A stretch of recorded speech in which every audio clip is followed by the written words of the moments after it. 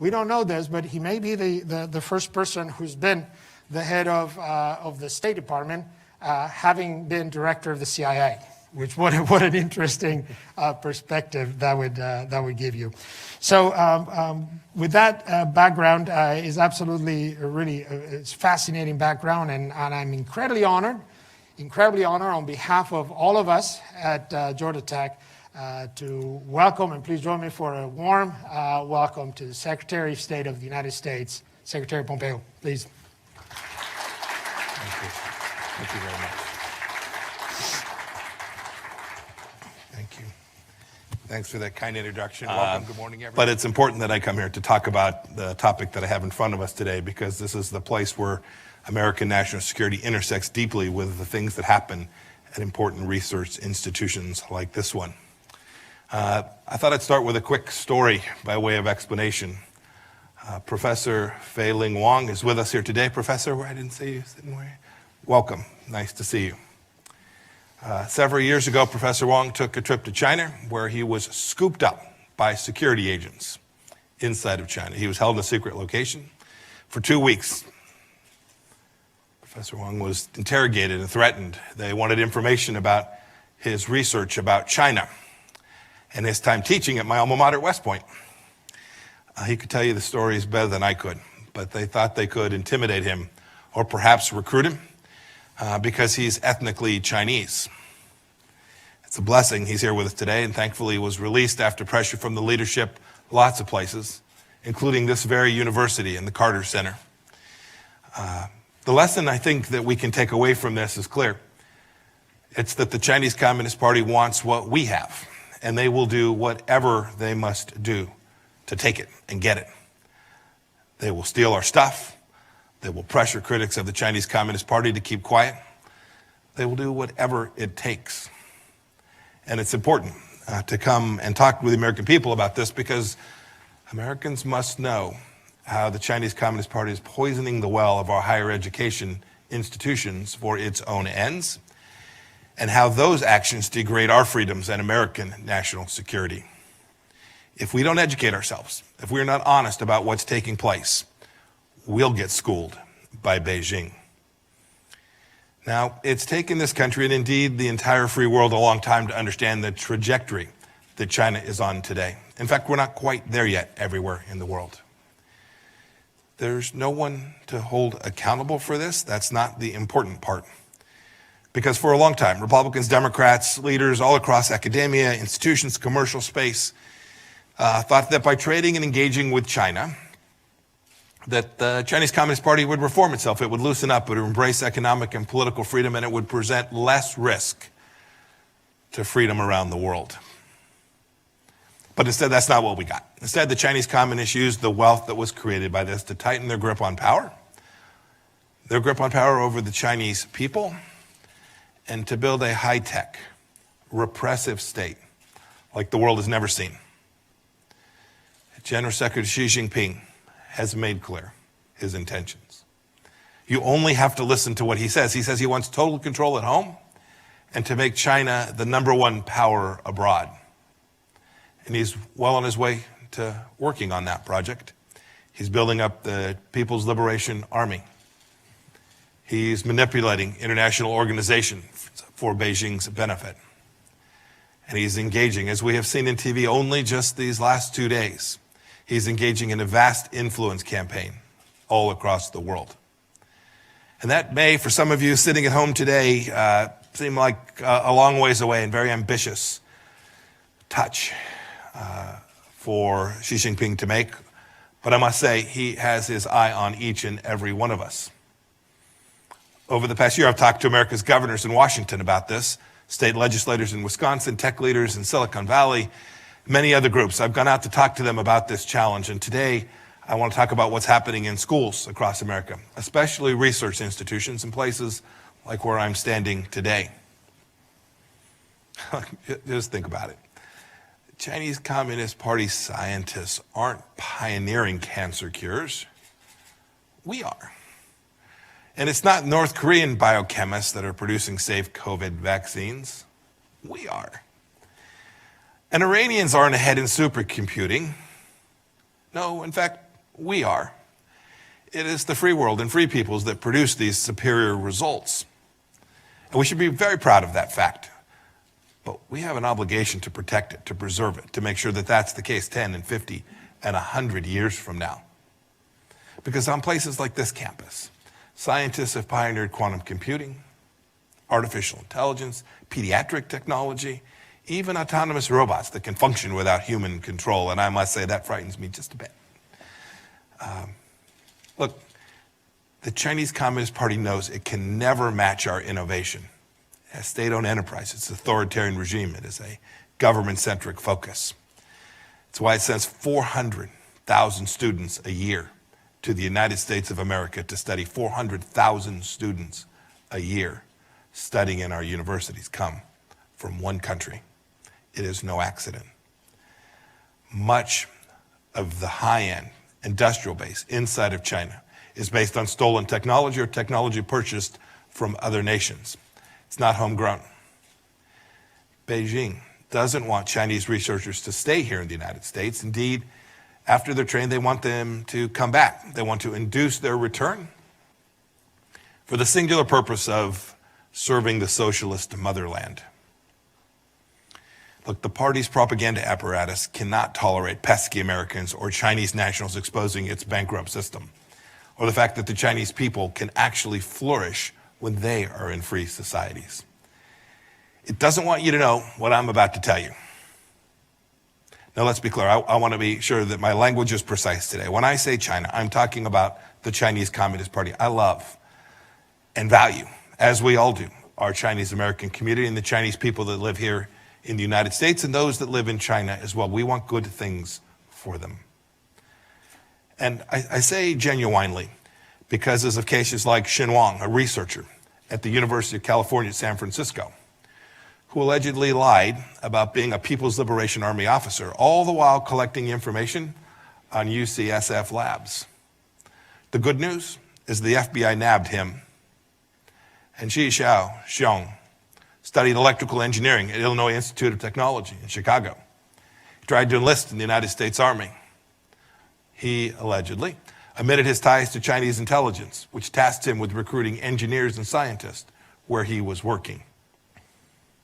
These are just two examples. But what's more, the Chinese Communist Party deploys dollars just as much as it does cloaks and daggers to get its hands on valuable knowledge.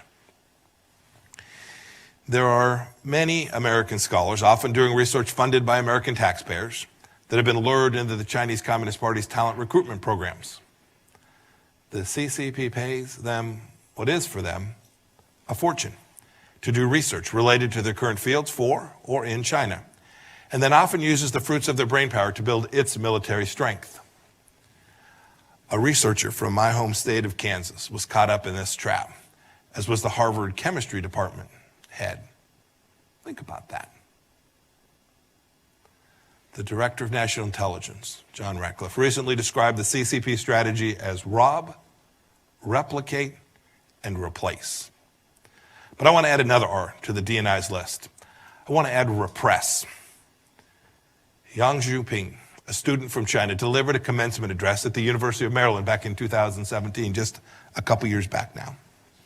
She praised the fresh air of free speech. She was soon demonized and harassed by CCP propaganda outlets. I promise you, while I cannot tell you everything, that was no coincidence. One University of Georgia student said of the CCP secret police in 2018, quote, "They have harassed me repeatedly and asked me to give them information about the activities of overseas democracy activists and dissidents. And they are particularly interested in the activities of Uyghurs and Tibetans," end of quote. Some of the CCP's biggest victims on campuses are innocent Chinese nationals themselves. And this is a tragedy. We have a responsibility to police this. Another example, at Princeton, just this year, students in a Chinese politics class were forced to use code names on their work, lest the CCP discover their identities and prosecute them for free expression of views on Hong Kong and the CCP under its draconian new national security law. That's right here. This happened right here in the United States of America. American students American students talk about safe spaces as shelter from ideas they dislike. Chinese students need safe spaces to learn of the ideas that they love. What a stark contrast. Students from China at American universities also live in fear that their families back home will be arrested, will be interrogated, tortured, or worse because of the things they say in an American classroom. But look, the CCP doesn't just target Chinese nationals. They want to influence American students as well. Professors and administrators too. Look, they know that left-leaning college campuses are rife with anti-Americanism and present easy targets for their anti-American messaging. It's why they planted Confucius Institutes on our campuses. And under President Trump, our State Department has made very clear these Confucius Institutes are literally up to no good. Many have gone away. Many campuses have seen that, and they've chosen to close down these institutes. But right here in Georgia, Wesleyan College still has one in Macon. Look, it's why there are groups on campuses called Chinese Student Scholars Association here too. They're directed and almost always funded by the Chinese embassy or a local Chinese consulate. Its purpose, to keep tabs on students and to press pro-Beijing causes.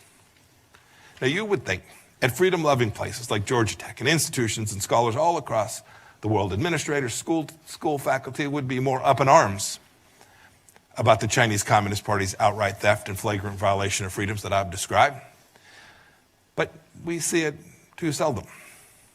Well, why? Why do schools censor themselves?